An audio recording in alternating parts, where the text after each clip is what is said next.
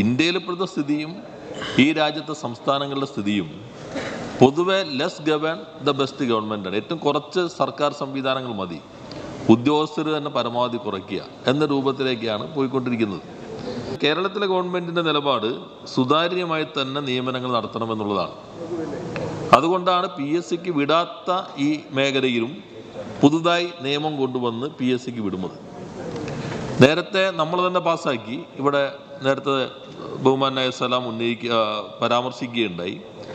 PSCക്ക് വിടാത്ത പൊതുമേഖലാ സ്ഥാപനങ്ങൾക്കകത്തുള്ള തസ്തികകളിലെ റിക്രൂട്ട്മെൻറ്റിന് വേണ്ടി ഇപ്പോൾ ഒരു ബോർഡ് നമ്മുടെ നിയമപ്രകാരം രൂപീകരിച്ച് പ്രവർത്തനം തുടങ്ങി. ആ ബോർഡ് ഇപ്പോൾ മുൻ ചീഫ് സെക്രട്ടറി അധ്യക്ഷനായി, നേരത്തെ റെയിൽവേ റിക്രൂട്ട്മെൻറ്റ് ബോർഡ് ചെയർമാൻ ഉൾപ്പെടെയുള്ള ആളുകൾ അംഗങ്ങളായിട്ടുള്ള ഒരു പ്രൊഫഷണൽ ബോർഡ് നമ്മളിവിടെ പാസ്സാക്കിയ നിയമത്തെ അടിസ്ഥാനപ്പെടുത്തി എല്ലാ നിയമനങ്ങളും. ഒരു കാര്യം കൂടി ഞാൻ ഉറപ്പായി പറയാം, ഈ ഗവൺമെൻറ് അധികാരത്തിൽ വന്നതിന് ശേഷം ഒരു PSCയിലും നിയമനവും നടത്തിയിട്ടില്ല. ഈ ബോർഡ് വരട്ടെ എന്ന് കാത്തിരുന്നിട്ട്, വേണമെങ്കിൽ ബോർഡ് വരാൻ പോണു എന്ന് കരുതിയിട്ടാണല്ലോ ഒരു ചിന്ത വരാം. കാരണം വന്നു കഴിഞ്ഞാൽ പിന്നെ പരിമിതികൾ ഉണ്ടാകും.